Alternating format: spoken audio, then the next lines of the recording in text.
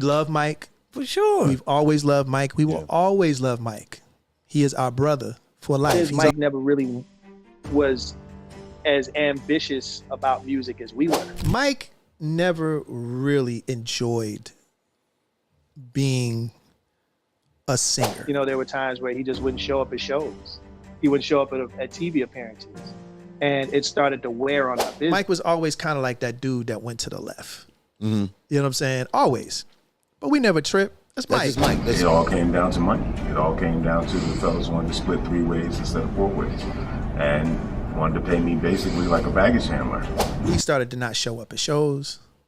He started to not answer our phone calls. For voices, one perfect engine. Sharp suits, harmonies stacked like steel, and songs that sat at #1 for weeks. Then the bass anchor, Mike McCary, stepped off stage, and the silence he left was deeper than any note he ever sang. This is Mike McCary's news and Boyz II Men's update, told without rumor, just facts. The school where the harmony was born. The backstage audition that changed everything. The night on tour that ended in a courtroom.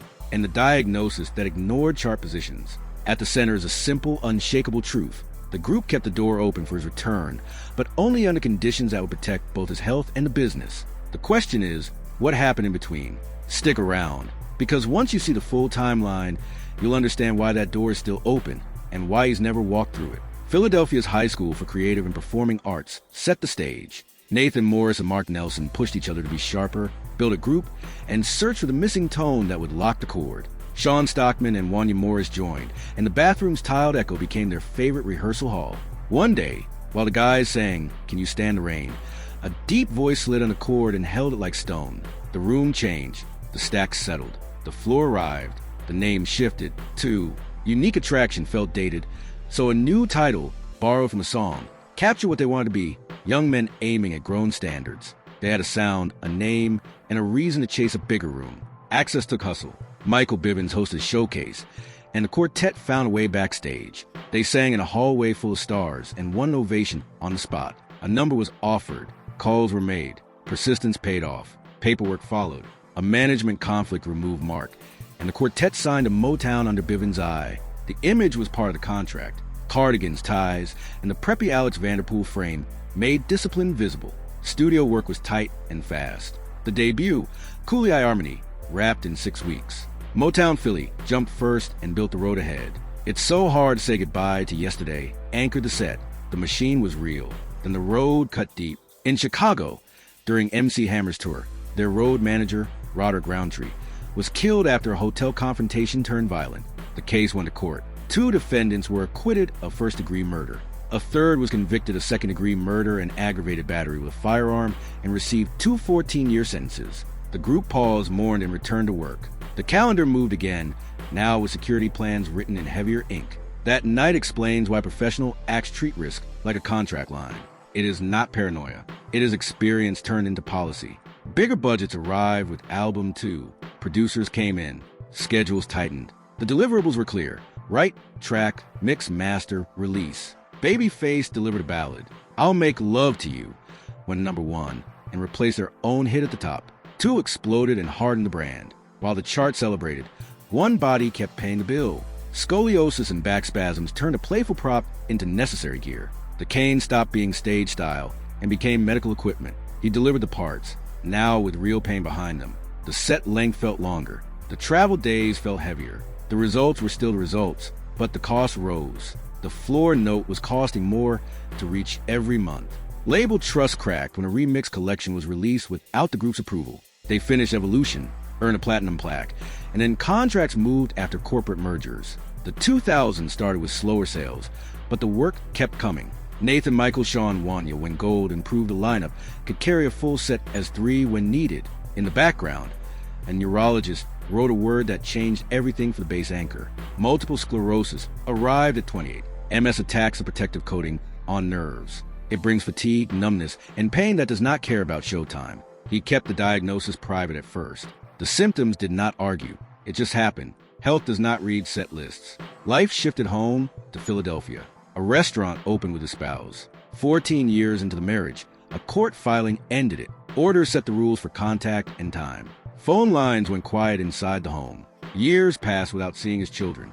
Business and family lived on paper now. On the music side, the trio refined their show, protected the mark, and honored dates. Boyz II Men's update here is practical.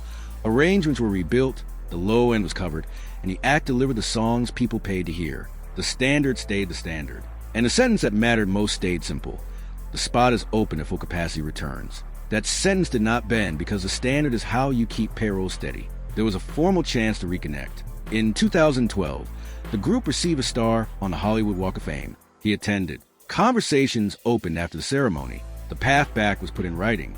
A protective agreement would cover the trio if the fourth had to leave mid-run. The language was standard for any serious tour. Attendance benchmarks, medical clearance, liability shields. He declined to sign.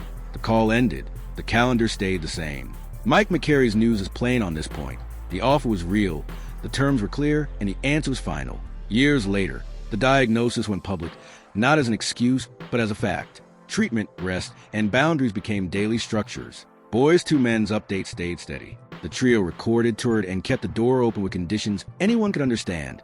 The spot exists if full capacity returns. That sentence has rules. A full set, a travel plan, rehearsals, a guarantee that tonight's show gets delivered from first note to last. That standard protects crews, vendors, partners, and families who depend on the same show starting on time every night. Read the timeline by its documents. A violent loss on tour produced convictions and sentences. A label action without consent changed how approvals would be trusted. A medical diagnosis set limits that no lighting cue could erase. A divorce filing changed a household and turned contact into orders. A return offer pinned wrist to clauses, not memories. Each paper set the next step. Mike McCary's news reads like an index of those papers. Boyz II Men's update reads like an index of the dates that still went on as planned. If a promoter wanted certainty, what promise would be fair? If a doctor warned you about permanent damage, what phone call would you make? Say it below. Keep it real. Keep it kind. Build the version that you'll be proud to live with on stage or at home. Before we close, let's talk about the person at the center by name, because clarity matters. Mike McCary joined as the missing piece and gave the group its floor. He learned parts fast, showed up in uniform, and locked the pocket so the leads could soar. When the schedule grew heavy, he fought through pain that most people never saw from seats. After the diagnosis, he did what adults do. He listened to doctors, respected limits, and chose health over a risky promise he could not keep. In the meeting about return, he heard the terms and weighed them with the same discipline. The answer was final. In Philadelphia, he rebuilt day-to-day life around treatment, work, and stability. Contracts are bridges you can drive a tour across. Good ones carry trucks, crew, and lights without wobbling. Weak ones shake at the first gust and drop everyone into the river. The bridge on this story needed weight ratings, guardrails, and posted limits that match reality. That is why the language named attendance, notice, and replacements. It was not an insult. It was engineering. Write the bridge right, and everyone gets home safe. Write it wrong, and the night ends with refunds and regret everywhere. Now it's your turn to build the smarter path. If you were writing the next tour plan, how would you design a safeguard that respected human limit? If you were stepping back on stage, what promise would help you sleep the night before? Would you add a standby singer, shorten the set, or route the shows to reduce strain? Would you shift call times, or change keys to lighten the load? What detail would make both sides nod yes at the table? Lay out your plan below, and keep it real. Always, one last frame before the fade. A show is more than singers. It is buses, loaders, riggers, techs, vendors, drivers, hotels, per diems, and payouts that depend on a clock. A family is more than names on a page. It is time, safety, health, and quiet nights that depend on the same clock. When those clocks conflict, wise people pick the schedule that prevents harm. That is all this story proves. Mike McCary's news gives the medical line. Boyz II Men's update gives the business line. The harmony lives where those two lines meet and hold. For now, the music still wins. The brand still keeps its word. The friendship is quiet and respectful across a distance measured by choices, not insults. That's steady. That's grown.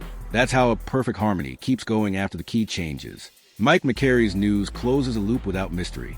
Boyz II Men's update keeps the loop open without pressure. Both are true at the same time, and both are strong. The past is honored. The present is stable. The future stays possible if the terms make sense for everyone involved.